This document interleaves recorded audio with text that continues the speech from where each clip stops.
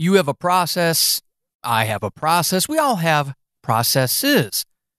So let's talk about mine in this episode of Horrible Writing. That will never work. You can't push that. Seriously? Don't. Oh my God, that's other things you can do. That's bad. You probably should find other hobbies. You ever learn how to spell? Stop. Be happy. You don't bother. I've seen better papers. Do you really want to? And my third grade. Give it up.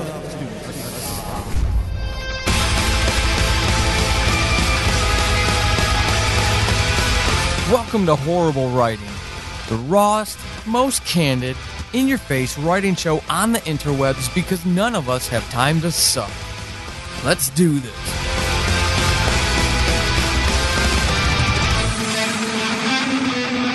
Hey everybody, Paul Sading, your host of Horrible Writing. I hope this finds you well. So, as we approach the middle of January, or as we reach the middle of January, I've often had questions about how I can produce as much as I have and as much as I can. And in the Horrible Writing Facebook group, if you're not there, come join us, Horrible Writing Support Group. I've had a Monday event where we talk about our weekly goals.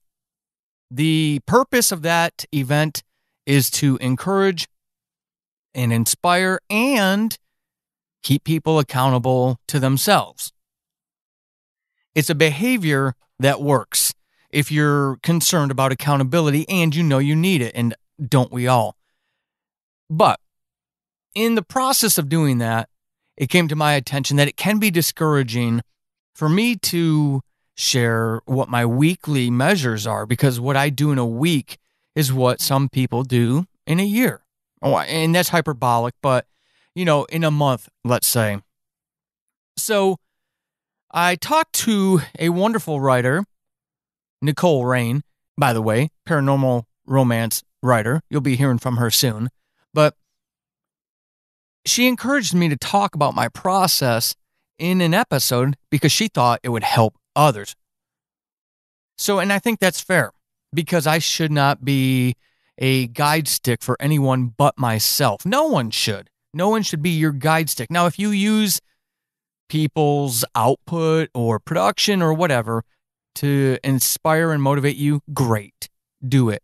But don't ever let that sway the balance into discouragement.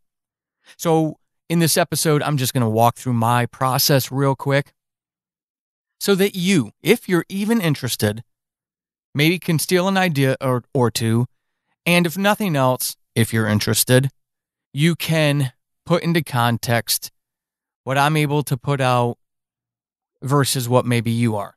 Now, keep in mind that I released 3 books last year, a novel, which was an adaptation of a podcast, a nonfiction book, and a horror anthology. In addition to that, I'm trying to count in my head, 3 audio dramas. All of which were, well, 2 of the 3 were book-length scripts, long novellas, very, very short novel. I mean, they're right there in that 50,000-word sweet spot, in addition to doing this podcast on a weekly basis. So there's your context. I do work full-time, and I do have a family with kids. And I think that makes a difference for some people. So in that context, let me line out what my process is. Again, steal ideas that work for you, gauge it against what you want to do for yourself. Whatever works, that's the important thing, whatever works. So here it is. Every day of the week I write. Those of you who have been around the show a long time know I have a 0 word count day, meaning I don't go a day without doing some kind of writing. Actual writing, for the novel that I'm working on, a short story for my patrons, a script for one of the podcasts or a future podcast, or even outlining. I include that in the creative process. So creatively, I have to do writing every single day. Now, my work day starts at 7:30. and I have no commute. I telework. I work from home. It's one of the greatest things that has ever happened to me. So if you don't have that luxury, and it is a luxury, also keep that in mind, because I don't have to worry about getting dressed on time, getting the car warmed up, getting on the highway before traffic bogs down. All of those things are not a concern to me at all. So I get up, I set my alarm at 4:45.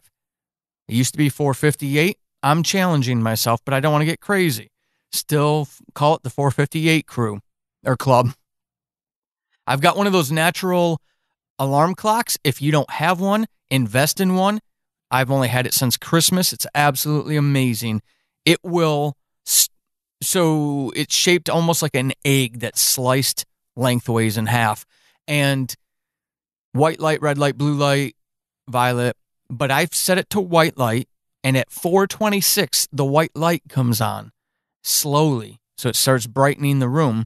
And then at 4:45, I've got it set to natural soundscape, where they obviously recorded out in a field somewhere or in a forest, wind blowing through trees or tall grass. You hear birds in the background.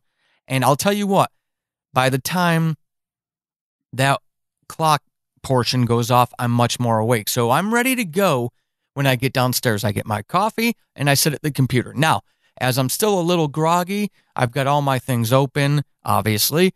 And before I start writing, I go over to Amazon and I enter in the sales ranks for my books, and I update my spreadsheet. Gives me a chance to get my brain awoken. And sometimes it encourages me. Sometimes it discourages me, like i.e.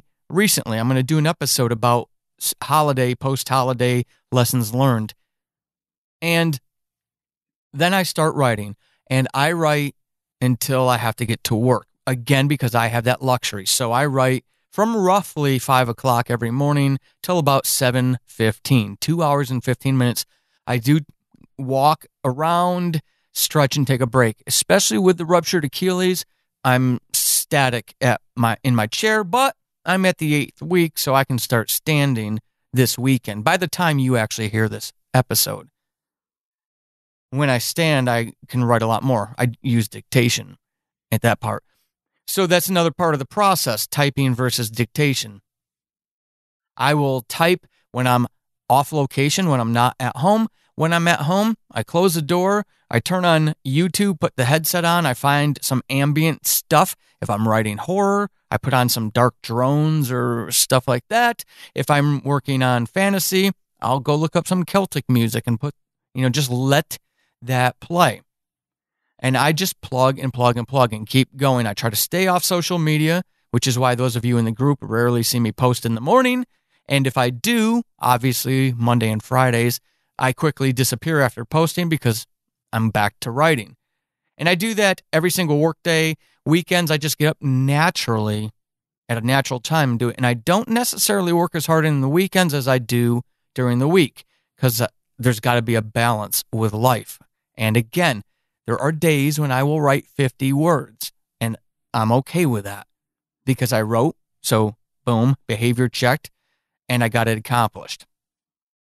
And that's what I'll do. I don't edit at night usually. I don't really do anything at night. Throughout the day, I might do a little editing, but right now I'm trying to figure out Amazon ads. Once I get that mastered and finish the class, then I'm going to move on to newsletter ads and things like that. Learn as I go. I'm more worried about making content right now. Maybe that's a silly thing. I don't know.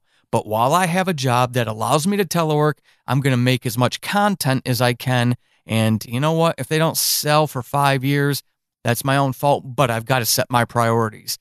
So during the day, I will dabble in editing or maybe some quick writing sessions while I can. 15-minute breaks, lunch hours.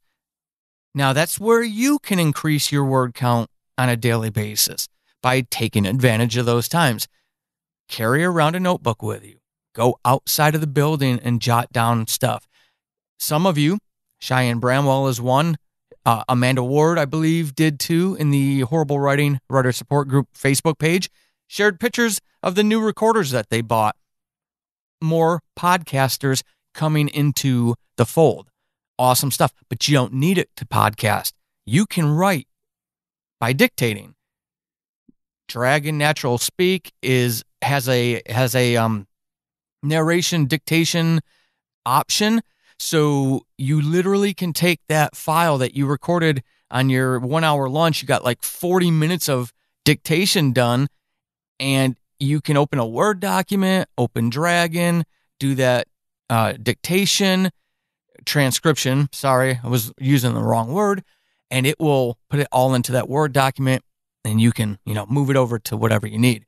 Tons of word counts you can get done. And for all of those of you who are telling me you can't dictate, yes, you can. It just takes practice. Don't tell me why you can't do something. Tell me how you can, right? If we want to reach our writing goals, we need to flip the paradigm and get the right mindset. How can we? No more why we can't. How can we? So that's one way to do it. So that's my daily process. Like I said, morning, heavy writing, dabble in editing whenever I get a break. At night, I usually don't do anything. I spend time with the family, or I watch comedies or something to give me brain dead time. I've recently taken up whittling. And I've got a number of things in the works all at once. That's the next step of the process I wanted to talk about. I don't have just one thing on the plate. I can't because of the way I built stuff. I don't necessarily recommend that. But I'm producing this show, obviously. We're getting ready to produce The Stories We Tell. Make sure you go subscribe today. It's going to be a lot of fun with everybody in the Horrible Writing Writer Support Group contributing to that in our monthly contests. And then Diary of a Madman. I'm producing that. I've also got another audio drama, which will be the only audio drama I've written that will come out in 2019. Subject Found Season 3 probably won't because of a funding issue. But those are always in the works, and then the books. So I'm working on the Scales now. I have Rip, which is the novelized adaptation of the second season of Subject Found. That's right behind it as soon as the Scales is done. And then the third season of Subject Found adaptation is right behind that. My thinking, again, like I told you in the New Year episode, was if I can get at least those 3 books out, I can walk away. If I decide, I can walk away from Subject Found with peace of mind, knowing I told the stories that I had promised, even if one of them never makes it to audio drama form. In the middle of that, I also have short stories. So each month on my Patreon, patreon.com/Paul Sading, if you want to help out, I give my patrons short stories to include an audio drama that's exclusive to them. I'm writing another audio drama, a fantasy, medieval high fantasy type stuff that will be exclusive to them. So they'll get 2, and then a short story of various length.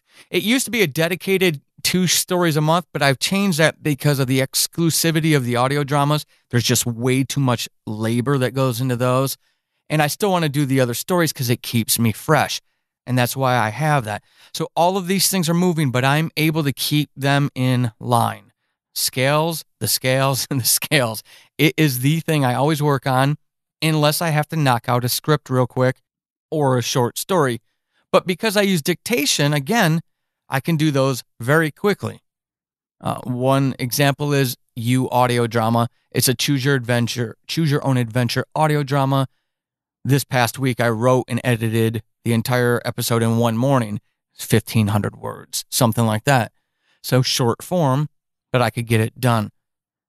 And I work on the editing of those things during the day, like I said. I'm already working with my editor, so I'm primed to hand off the Scales to her as soon as it's done, as soon as it's ready. So target of middle of February, I'll be doing that. So once I hand that off, I'll be pulling Rip in and starting the editing in that. And once I need to get through the editing in Rip by the time the editor hands the Scales back to me. So then I get the Scales back from the editor. I get Rip edited at least one time, maybe a couple of times, maybe ready for beta readers. and then obviously keep that cycle going for all of them. Here's the thing, folks. I share that process with you because most of my free time is taken up with a craft, and I have a lot more flexibility than a lot of people do. There are people who work jobs in a factory or a restaurant or whatever it may be, and they can't pull out a recorder and dictate. They can't pull out a notebook and just say, hey, I'm going to get you your meal when I'm done writing this cool idea down. I get that. I've been there, which is why I'm not screwing around at this point in my life, because I have that flexibility. It may require more sacrifice for you than it does from me. If I could turn back time, those of you in your 20s, I would, at this point in my 40s, enjoy those video games, enjoy going out, definitely, but balance it more. I wanted to be a writer then, but I was so caught up in just being worn out from work and playing video games for 6 hours in a night that I rationalized it, and I regret it to this day, which is one of the reasons why I'm pushing myself so hard. And I don't want to see that for those of you who don't want that for yourselves. That's something I'm going to talk about in future episodes. So when you see how much I'm putting out, and those of you who know how many podcasts I have, please keep that in context, okay? Full-time job, family, but the kids are gone. My youngest just went to college this year. She just left. So empty nesters. My wife is very active in dance communities. So I go with her and support her sometimes. And sometimes I'm like, hey, I've got 3 hours of quiet in the house. And those 3 hours are spent either screwing off playing Witcher 3. Absolutely love Witcher 3. Or producing some audio, usually because my brain is exhausted by then. So it's about what you're afforded to do. Don't compare yourself to me or anyone else. Compare it to you, but be honest with yourself. You know if you're being lazy about your writing. You say it's a priority, but when you look at your behaviors, write them down for a week at a time, a month at a time, and you go back and you look, did you make writing the priority? And it's okay if you didn't. Don't beat yourself up, but at least be honest with yourself. That's the key. All right. I'm going to call it an episode here. I want to talk about the holiday Amazon ads impact in another episode. So I'm just going to tease that with you. And I do also have Chris Banks coming up from Pro Writing Aid. We talked about work-life balance. Seems kind of timely, doesn't it? Even though I did this before the holidays. So those episodes are coming up. Until you hear from me again, keep being epic. This has been Horrible Writing, and hopefully after this episode, you suck less than you did at the beginning. I am Paul Sading, your host extraordinaire. You can find me over on the Twitterverse @WritingHorrible and over at paulsading.com/horrible-writing. Until next time, suck less.